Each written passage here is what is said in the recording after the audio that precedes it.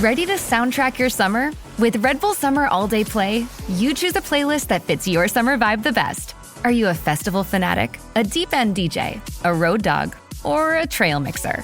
Just add a song to your chosen playlist and put your summer on track. Red Bull Summer All Day Play. Red Bull gives you wings. Visit redbull.com/brightsummer to learn more. See you this summer. So good, so good, so good. Everything you want for summer is at Nordstrom Rack stores now and up to 60% off. Stock up and save on the brands you love like Vince, Sam Edelman, Frame, and Free People. Join the Nordy Club to unlock exclusive discounts, shop new arrivals first, and more. Plus, buy online and pick up at your favorite Rack store for free. Great brands, great prices. That's why you Rack. Welcome to Susan LoPresti Wellness, Mind, Body, and Soul podcast. This is the go-to space for midlife and mature women who are ready to reclaim their health, boost their energy, and live long, vibrant, and purposeful lives. Each week, we dive deep into natural wellness, holistic healing, anti-aging strategies, and healthy lifestyle habits to help you feel your best physically, emotionally, and spiritually. Whether you're navigating menopause, working through any kind of chronic condition, or simply wanting to age gracefully and intentionally, this show is your sanctuary for science-backed insights, powerful stories, and soul-nourishing inspiration. So, if you're a woman who's over 40 or 50 or older, looking to thrive in the next chapter of your life, you're in the right place. Today, I have a very special guest with me. Her name is Megan Edge. And since 2007, Megan has been helping people via her counseling services with a focus on empowerment and deep healing of emotional, energetic, and physical trauma. After 3 decades of studying in the metaphysical field of astral projection, rune stones, dream work, tarot, chakras, EFT, auras, and angel therapy, and past lives, completing various certification programs along with degrees in social work, women's studies, and geology, she has been named a master healer. A generational forager, Megan has ethically harvested from the forest since a child, and now, through her shop, Beyond the Garden Gate, she shares Mother Nature's healing bounties with her teas, her salves, and tinctures. She's also the creator of the Heart's Journey, Healing Hearts Oracle Cards and Guidebook. So without further ado, Megan, welcome to my podcast. I'm so excited to have you here. I have a ton of questions that I've already written down, and I can't wait to dive into this powerful conversation with you. Susan, I'm really excited to be here as well. Good. I'm so glad. So I understand that you've been on a path of deep study and healing for over 3 decades. So can Yes. you share with us what first drew you to metaphysical work and healing? Like, did you know as a young child that you had some kind of a gift, or did it come on later on? Oh, that's a good question. I wasn't aware as a child that I had a gift, but when I look back on the sorts of things that I used to do as a child, it's clear to me that I certainly had a desire to be of help to other people, to help make things better if I could.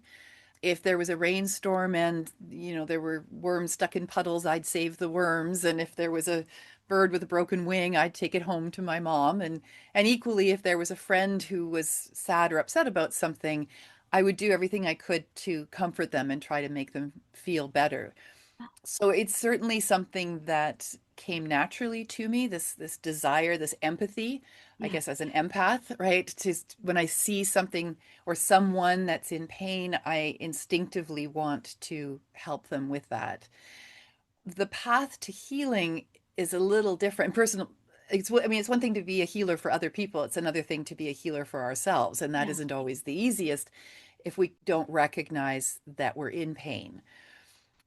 But from an early age, let's see, well, university, I did crisis counseling training and I was an on-call crisis counselor at the age of 20, 21. And I began to realize fairly quickly that the women who were dealing with immediate trauma needed somebody who had more experience than I did at that age because I hadn't done a lot of my own work yet. And, Hmm. and who was I at 20 to really be able to profoundly make a difference in someone's healing if I didn't have the tools or the experience or, quite frankly, the maturity to know how to best do that. So that awareness is where I became really committed to, I want to understand everything I can understand about the way that the human mind and body works, Yeah. and and the way in which faith comes into that equation. And that can be faith in any number of things. It doesn't have to be a faith in an organized religious sense. It can be faith in a spiritual sense. And Mhm. metaphysics as a practice really attracted me because it lets us think outside the box and it gives us alternatives to understanding the world around us and how we can make a difference in that world.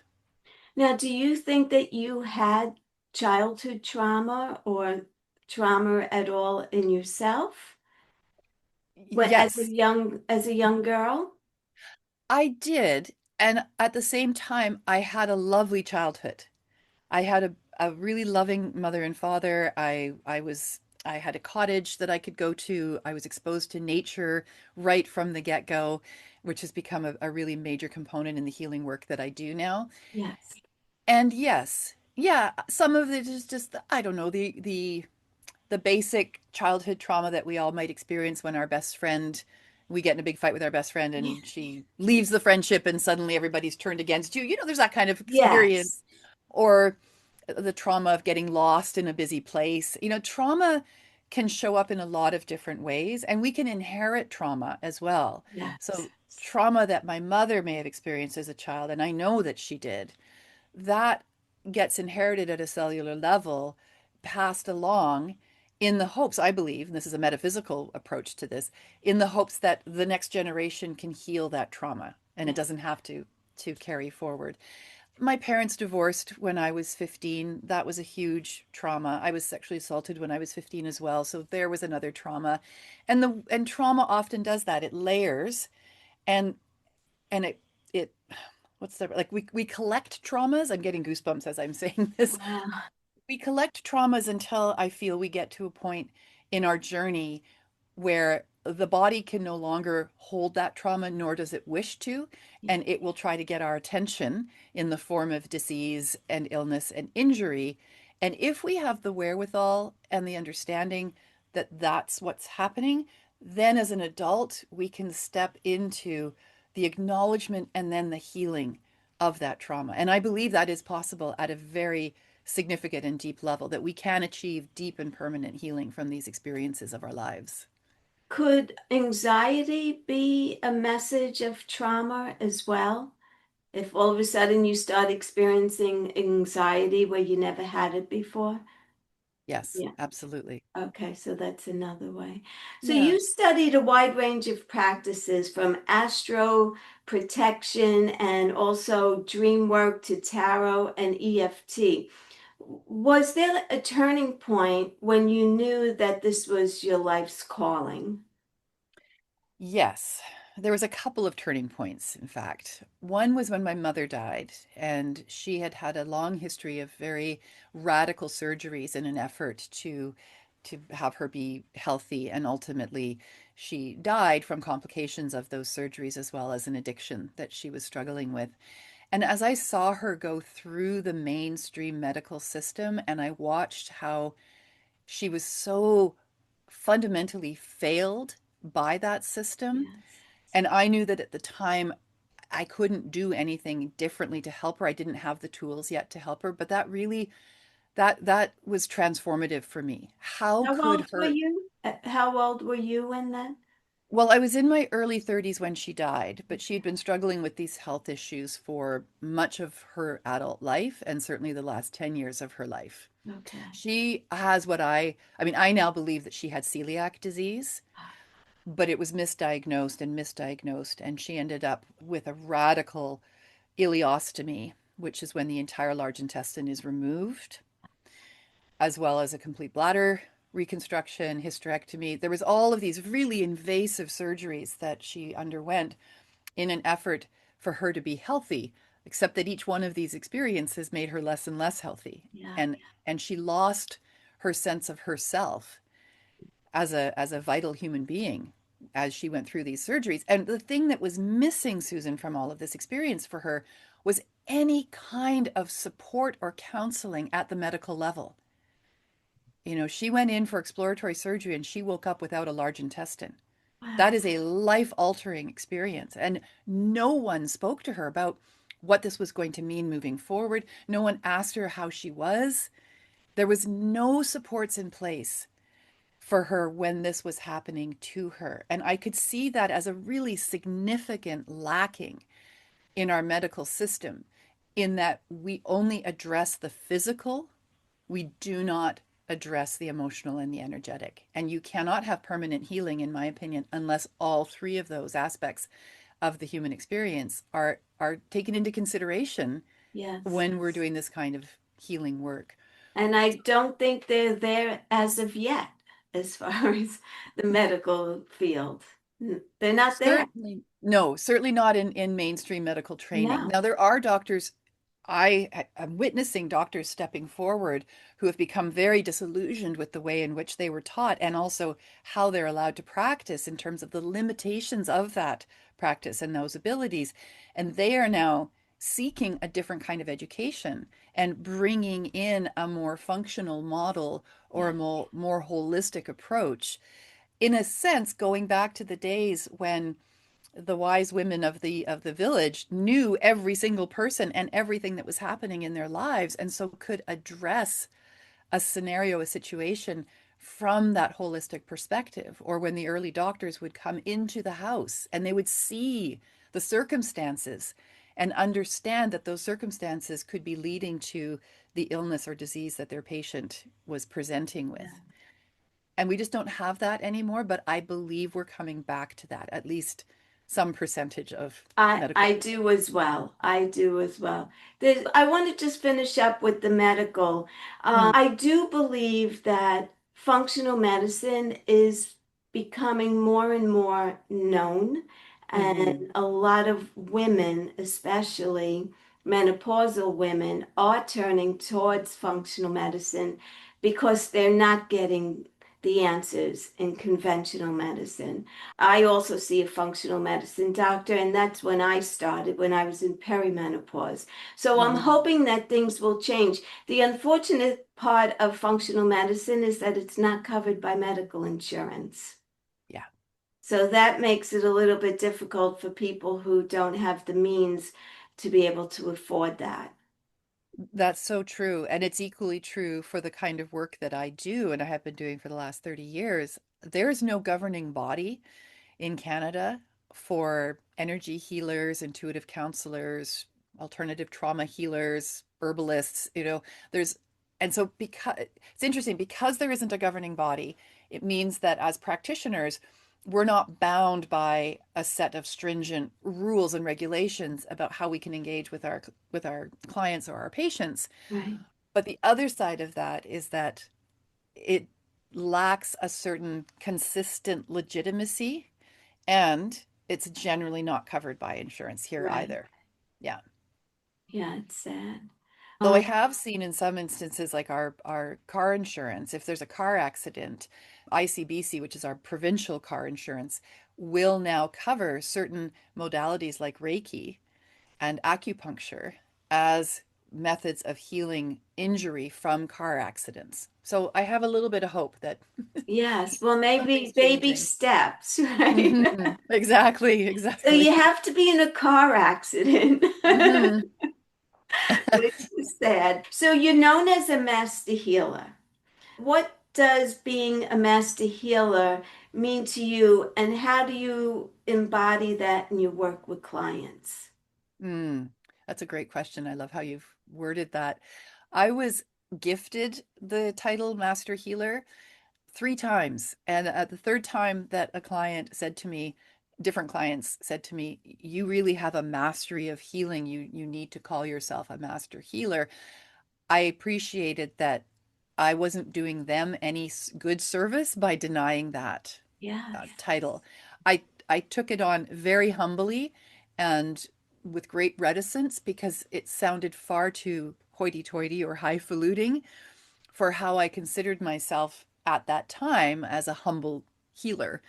And then I realized that also that was doing myself a disservice to see myself as that humble, quiet healer, when in fact, we need healers in this world. And it felt like it was my role to step into and begin to own that title in the same way that an MD would put MD at the end of his or her name, right?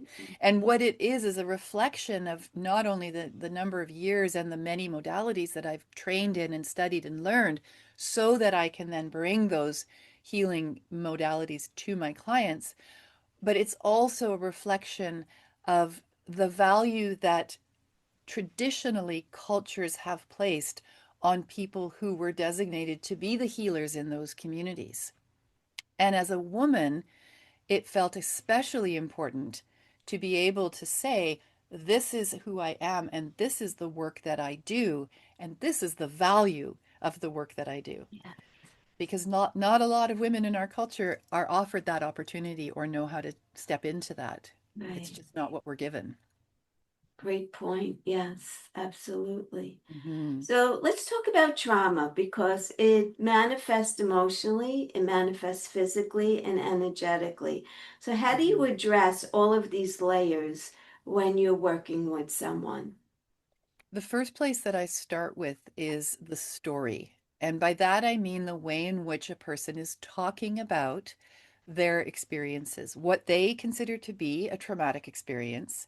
There's often an education piece around that because people can be walking around not recognizing or realizing that they are carrying trauma if they have dismissed a traumatic event in their life as not being that relevant or not being that important, or they weren't given the opportunity to do any work around it as it was happening, they would diminish the impact of that trauma. So part of the approach is in when I hear their story, I listen to the words that they're using to describe their experiences, and from there, I get clues as to what as to how they're holding that trauma in their mind, in their understanding of their life's experiences, and then how it may end up showing up in their bodies in different ways.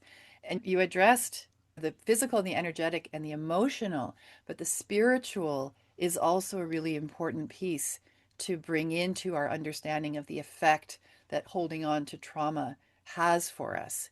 It can shake us to the foundation of our belief systems. And so once I have an understanding of the story as the person is telling it and can gently demonstrate other ways in which they can speak of themselves, but also the value of their experiences and give those experiences meaning and purpose in their life, Mhm. then we can start to shift the relationship that my client has with their life experiences. And therein lies that deep and permanent healing.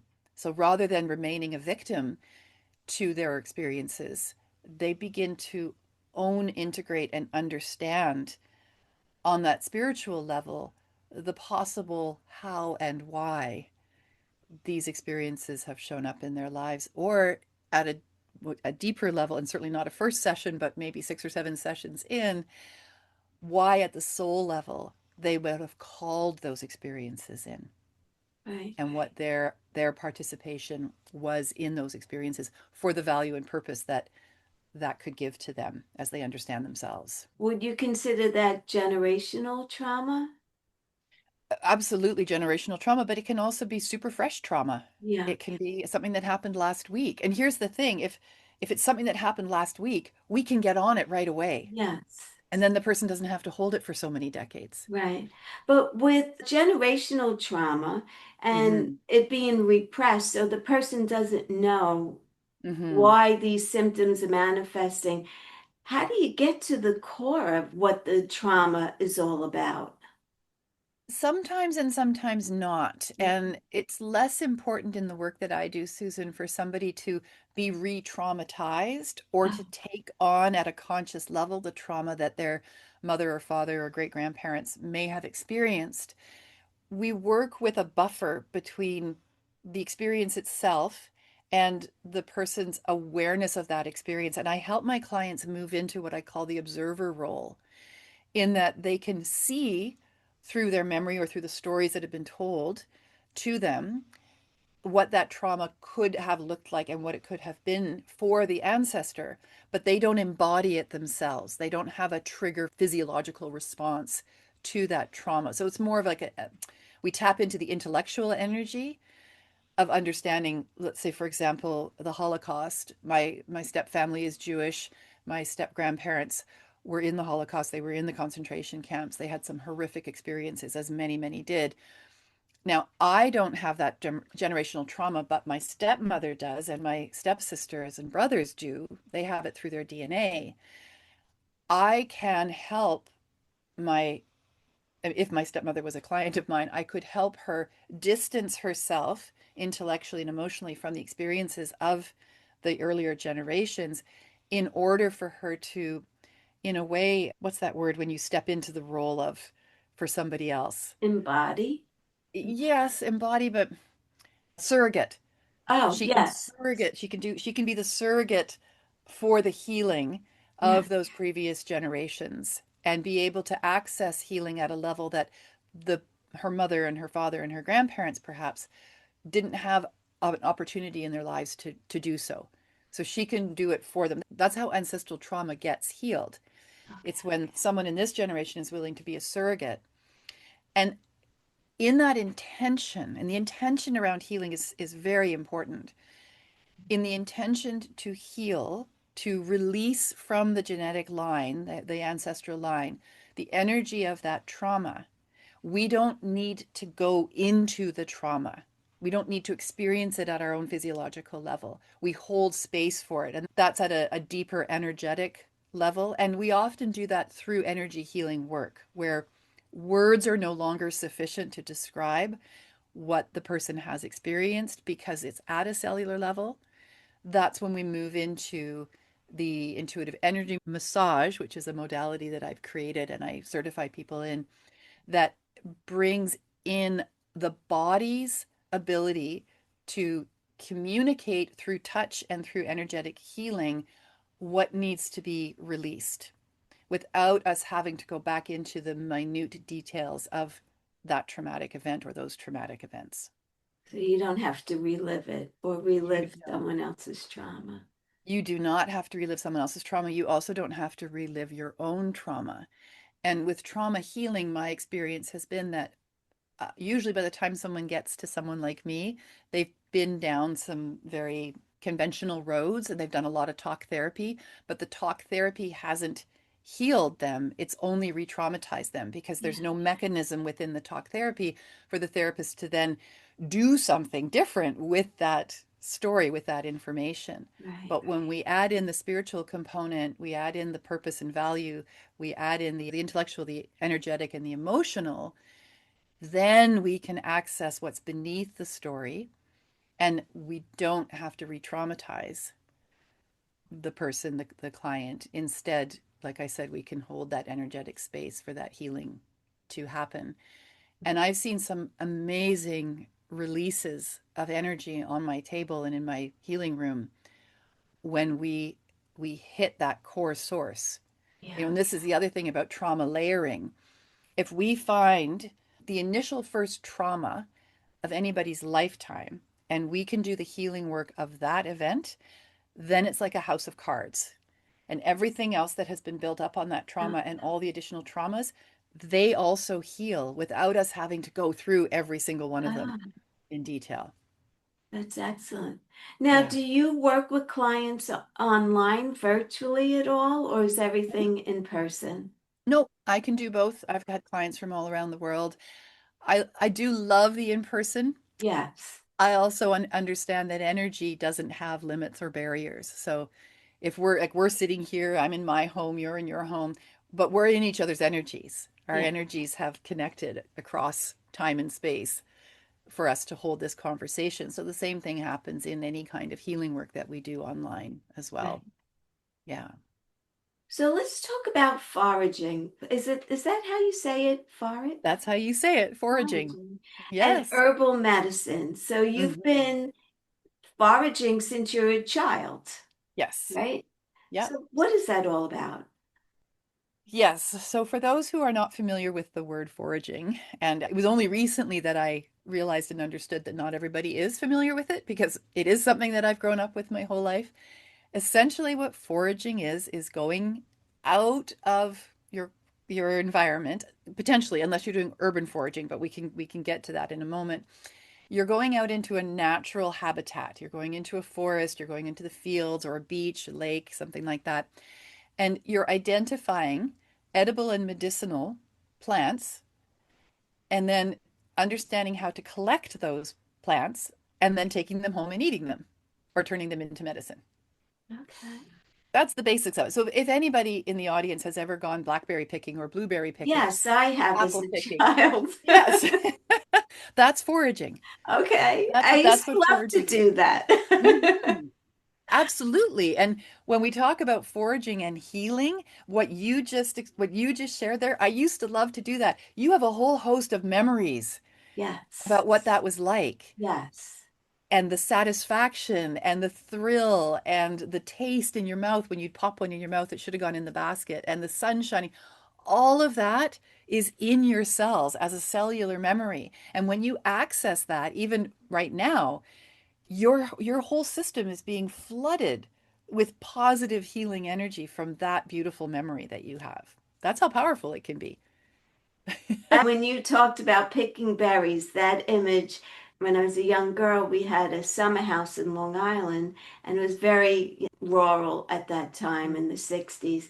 And we used to Mhm. do all kinds of things like that, fishing and picking berries and great memories. And it Yeah. definitely changes the energy in your body. It absolutely does. And how fortunate that you had those experiences. And I had similar ones growing up as well. I always had access to a cottage or green space. And it didn't occur to me until I was in my probably even early 30s that that is not everyone's experience Right. of nature. And I remember meeting one of my students, and I was holding a retreat at our cottage. And this student confessed to me she had never walked in the rain and Wow. she was terrified of the forest. And this is a young woman who grew up on Vancouver Island, which is where I live in Canada, on the west coast of Canada, surrounded by trees and beaches and the ocean and the rain. And somehow she got to be almost 25 years old and she had never walked in the rain or gone into a forest. And that blew my mind. I could not comprehend how that was even possible. Yeah. But what it helped me to see is that it's not everyone's experience to be exposed to fishing and picking berries and going mushrooming and or even being in nature or even feeling comfortable in the forest or in a wild space. The majority of the population in North America lives in cities and have been taught either overtly or covertly that nature is scary and we shouldn't engage with it. So, to bring people back to an understanding that we are part of nature, we come from nature, there is nothing to fear in nature. I'd be way more afraid to go to a nuclear power plant than I would be to go walk in the woods. For goodness sakes, there's a lot of things in a nuclear power plant that can kill me, but there's very little in the forest that's going to do that. You know? Absolutely. But even if it's something as simple as going to a green space, finding the local park and sitting underneath a tree and acknowledging the tree, learning what kind of tree it is, just engaging in some way with nature because it is all around us, even in the deepest parts of the cities. There's dandelions growing up in the cracks. Nature's Yes. tenacious.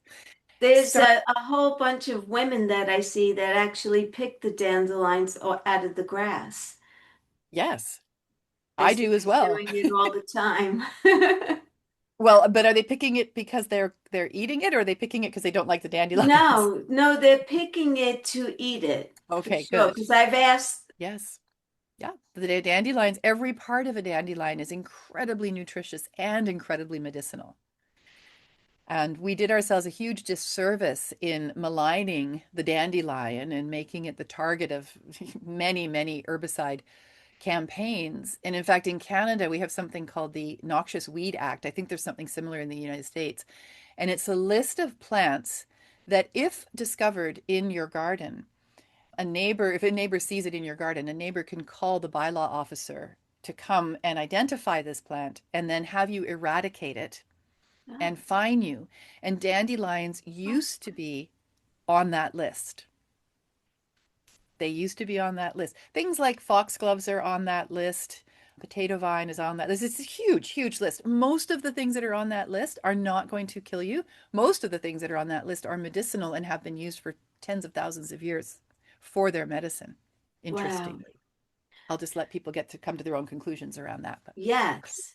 I want to ask you, what are a few herbs or plants that you believe every woman should have in her wellness toolkit?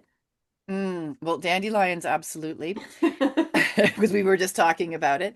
Dandelion root is excellent as a liver tonic, and you can buy dried roasted dandelion root as an alternative to coffee. And what I do with it, I harvest my own. And you do want to make sure with dandelions that you're picking them from a place that hasn't been sprayed with herbicides and that Yes. is probably not right next to the road, to a busy road, because you're going to have exhaust and tire bits and stuff like that on them. But if you've got a nice spot in your garden where you can start growing dandelions, excellent as a liver tonic, excellent as an anti-inflammatory, and an overall boost to the immune system. The leaves are edible. You can put them into salads. You can blanch them like you would spinach leaves, Hmm. uh, or you can dry them and powder them. That's what I do. I mean, I also freeze them and I use them in soups and stews and things like that. And the flowers are wonderful for making dandelion wine, if anybody's feeling, that ambitious, or sprinkling the petals in your salad. So Right. it's a complete tonic for the body. Another one that I love is stinging nettle, especially the early spring stinging nettle shoots just as they're coming up. This is again another amazing spring tonic. And when we think of spring tonics, they're important because our bodies tend to get sluggish over the winter time, and certainly in modern society, our bodies get really sluggish.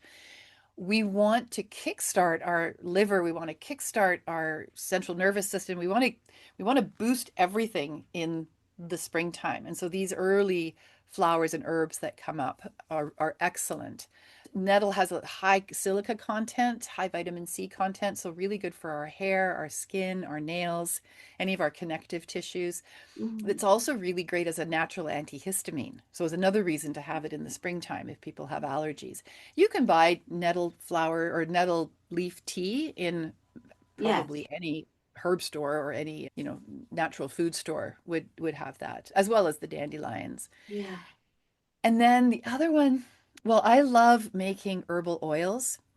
And a Oh. lot of the herbal oils I make with flowers for the health skin benefits that the constituents of these flowers have. So the common daisy, for example, daisies and chrysanthemums are used extensively in Asian cosmetics for the benefit to the skin. They help with fine lines and wrinkles, they help boost collagen, they help with dryness. They've got some amazing emollient properties. And so then what I do is I take the flowers, I infuse them in an oil, and this will be a organic carrier oil, something really light for the skin like sunflower oil or grapeseed oil. Mhm. Infuse the petals.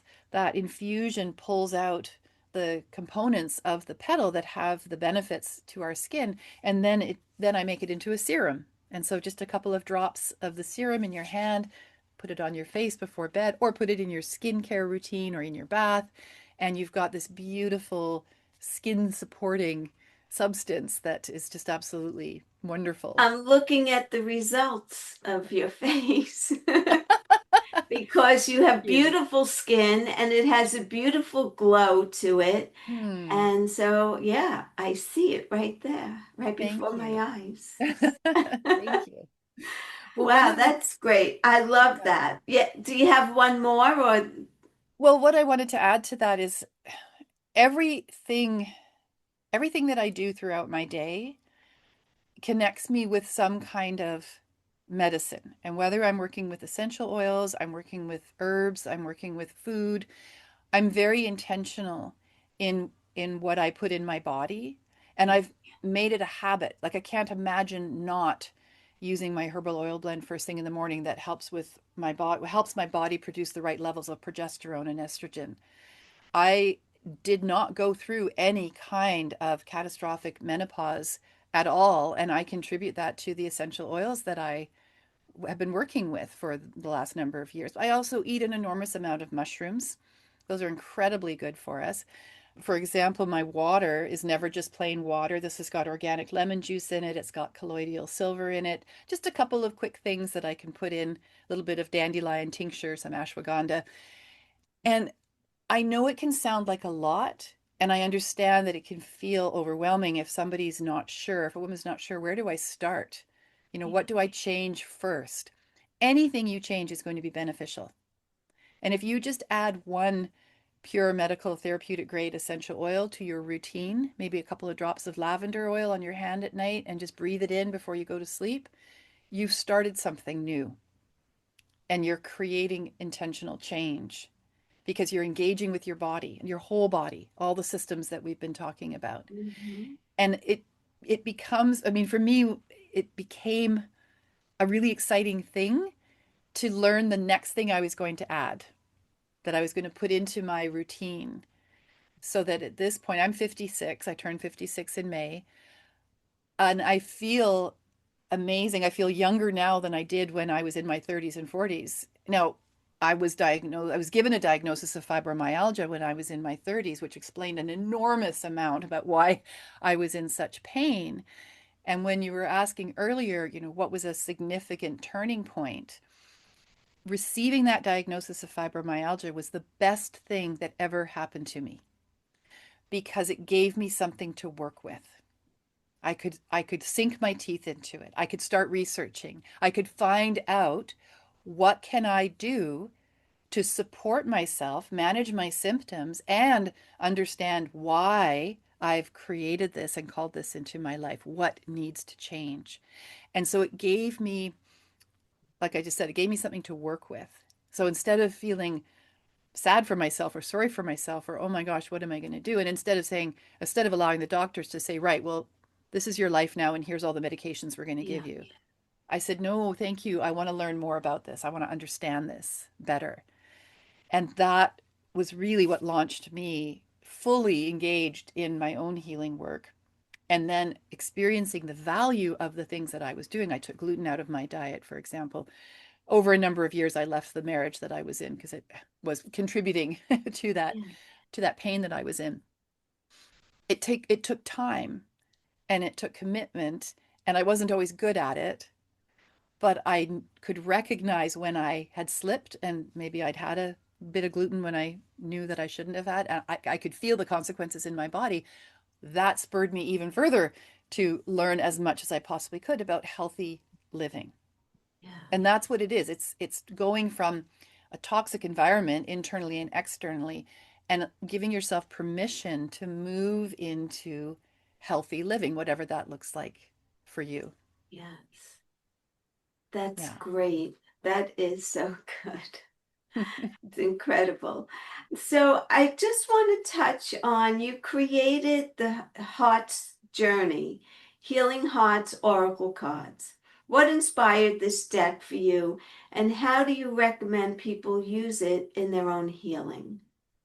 Beautiful. So I was touched on the fibromyalgia and that diagnosis, and that one of the things that I realized I needed to do was to heal the relationship with my husband at the time. And I tried a lot of things, did a lot of things. But it got to the point where he informed me that he didn't think he could come with me on this healing journey. that he felt quite comfortable and marginally happy enough the way things were, that he wasn't willing to undertake the journey to do the work to bring our relationship to a deeper place. Mhm. He was afraid that if we did that, I would figure out that he wasn't the right person for me. These were his words. I'm paraphrasing slightly, but these were essentially his Yeah. words. I don't want you to learn that I'm not the right person for you. Well, he Okay. already was not the right person for you. Yes. In that moment, yes. And I came to the understanding that we had traveled together for as far as, and as long as we could, and Yeah. now was the appropriate time to move away from one another. And we had two small children, so of course it all needed to be done with integrity and, the highest authenticity as possible. That was the approach that I took with it. And so one of the things I did in a moment of despair was to shout out to the universe, please give me a sign. Just show me a sign that when I see it or a symbol, I will know that I'm following my heart above all other voices and I am in integrity and authenticity. And the next day I started seeing hearts everywhere. I started seeing these amazing heart shapes in the rocks on the beach, in the clouds, in the sky. They were everywhere. And so I started taking photographs of them. And I had those photographs on my phone, and they were just for me, so that in those moments of despair, I could look at them and remind myself that, right, I'm doing the best I can. I'm doing the best I can with what I know. I'm trying not to hurt anybody, but I can't stay where I am. And so, how do I move forward? And these amazing hearts, like here's an example. This is called Oh, Light Heart, and this is an oyster shell, and it's on the beach, and the darkness of the beach is the color of the sand. And then there's another little tiny heart in the hole. It's hard to I see, but see it. yeah. And so I just had them on my phone. But I have worked with oracle cards as a healing tool for many decades, and I find them to be an amazing meditation tool. They're wonderful for hits of wisdom. They give you something to think about, and more times than not, they're absolutely accurate. Like you can't make it up. Like I said, I've been working with them for so long. So it occurred to me after I started sharing these pictures of hearts on my Facebook page as a way to help other people feel better, that these could potentially be a deck of oracle cards that people could work with. Wow. And when I put that out to my community that I was considering this, I got so many yes, hell yes, yes, please make that deck of oracle cards. So that became the inspiration for creating this. But I wanted it to be more than a deck of oracle cards. And there are tens of thousands of decks of oracle cards out in the world now, which is an amazing thing. And as well Yes. as tarot, they're a little different, but they're complementary. The thing that I noticed in the decks that I was using with my clients is there was no story. There was no story by the author of why they made that deck of oracle cards, why they chose that theme or those images. Uh-huh. And I felt that that was missing because when I'm working with a divination tool like an oracle deck, I want to have a relationship with the imagery and with the messaging, and a deeper relationship can happen when we understand the story, the Mhm. what was the intent with this. So I decided to create a set of not just the oracle cards, and I'll pull an oracle card in a moment for the show, but I wanted it to have everything in it. So here's this beautiful box set. It's a hardcover box. The oracle cards come in their own little box. There's 42 full color oracle cards.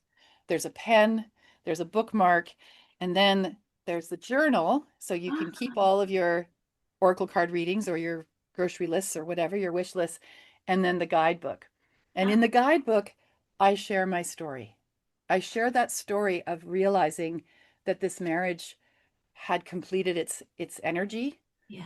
and what that felt like and what that was like as the one to say, this isn't, we're not doing this anymore. We can't do this anymore the way that we're doing it.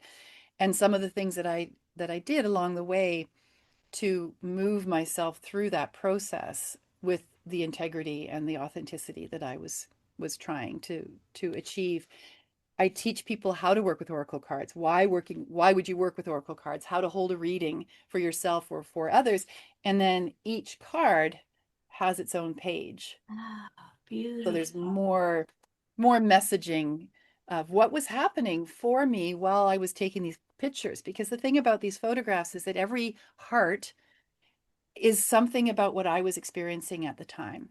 Yeah. And so the messages on the cards are very personal, but they also are universal to what that experience is like, of either being left or doing the leaving, right? Right. The light heart card, I love this one. This one says, "You bring light to others even in their darkest hours. Your wisdom and compassion help others see their own value. Bring your gifts to the world. The world needs the authentic you." I love it. And this was so true for me because, Susan, I had lost myself in that marriage. I'd Yeah. lost myself in my relationship with my husband, and I had allowed myself to become very small and very quiet, right? And I You forgot could be that. telling my story right Yeah. now, but go ahead. Yeah, well, yes, yes. And I just had forgotten who the authentic me was. Yeah. And I had forgotten why I came here.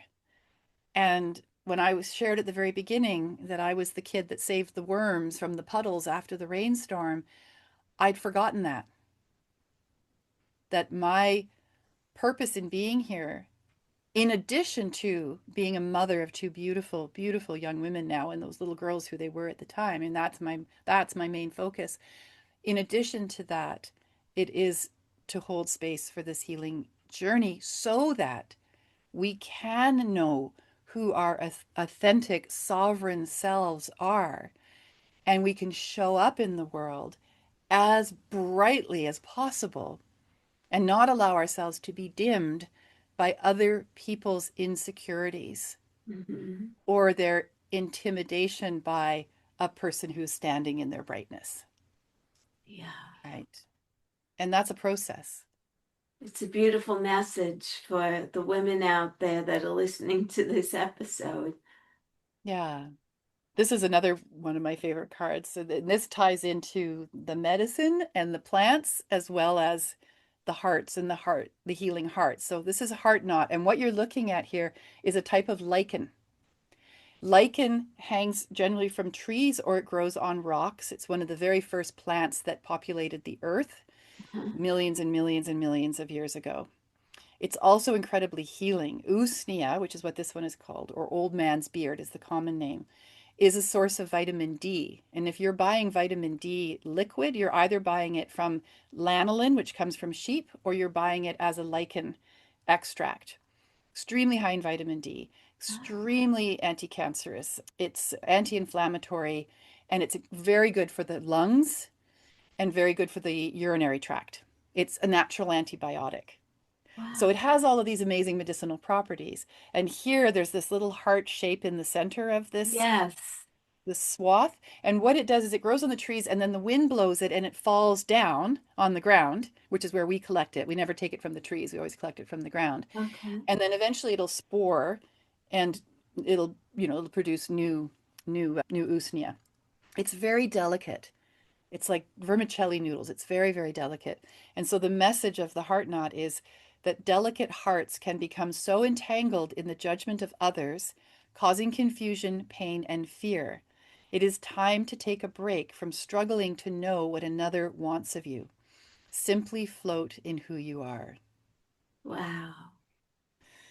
It's exhausting trying to meet someone's expectations if you don't Yes. know what they It's are. impossible as Yeah. well. It is impossible. And I learned that a lot of what I was experiencing, a lot of my fibromyalgia symptoms were coming from that place of extreme exhaustion from trying to convince a man that I loved him when he continually asked me why, right? I can't be someone else's ego. I cannot be their self-worth. I cannot be their confidence. I can only be my own.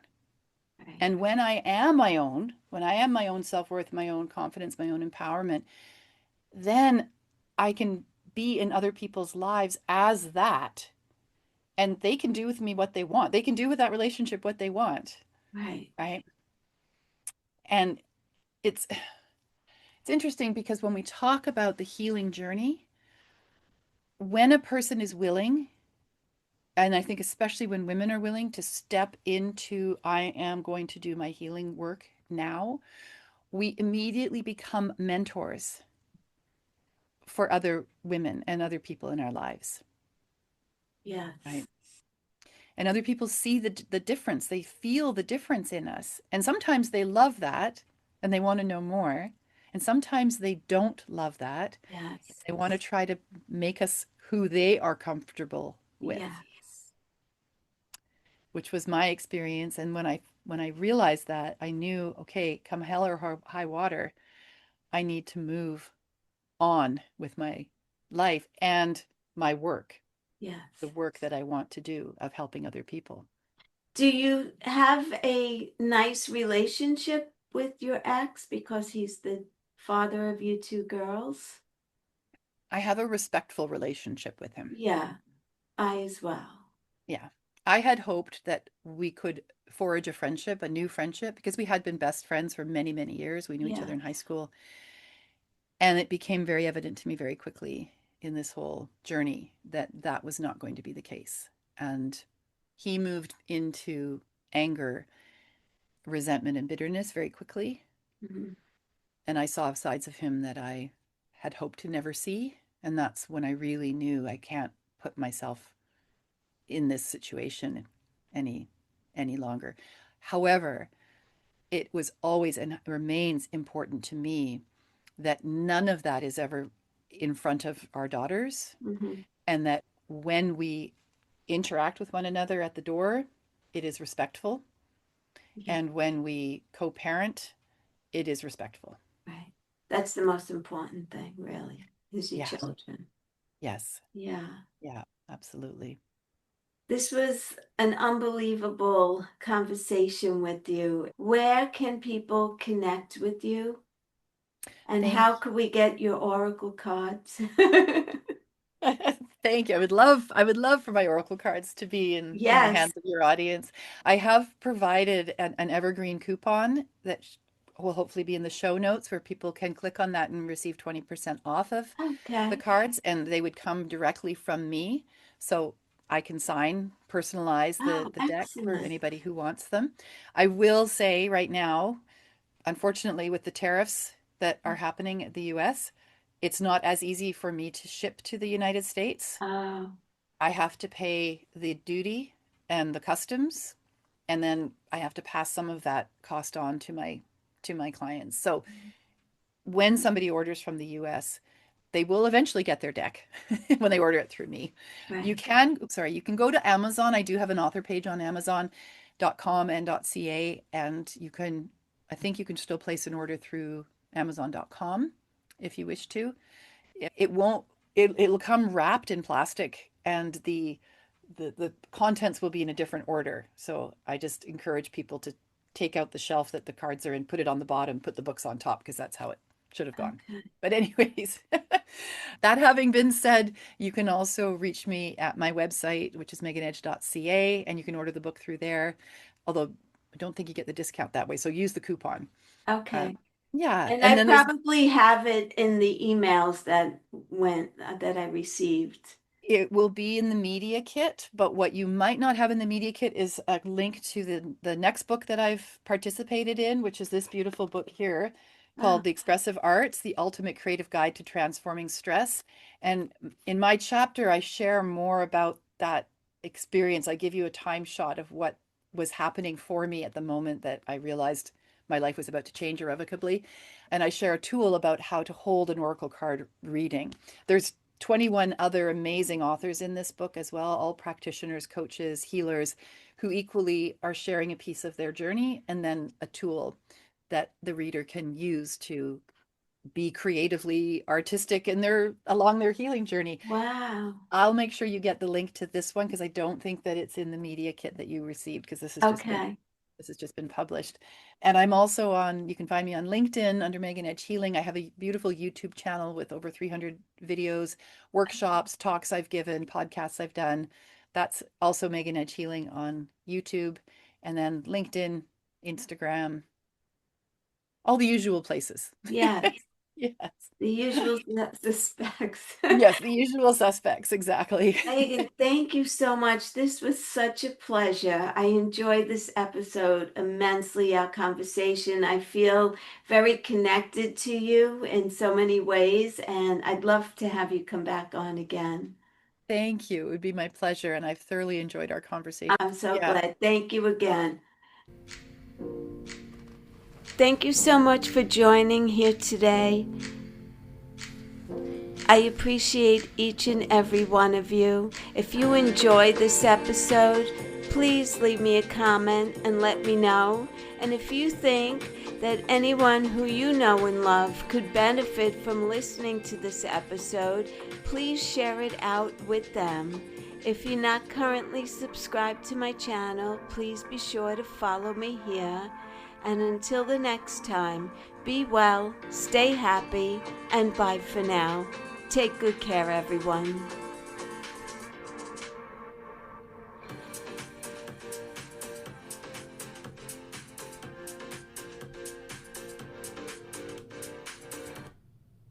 Struggling with weight loss? Prolon's 5-day fasting mimicking diet is a clinically developed nutrition program designed to promote fat loss while protecting lean body mass. Developed at USC's Longevity Institute, it assists the body in entering a fasting-like state that helps reset metabolism and target visceral fat. In just 5 days, Prolon offers a science-backed approach to weight loss without extreme restriction or guesswork. Get 15% off plus a $40 bonus gift when you subscribe at prolonlife.com/now.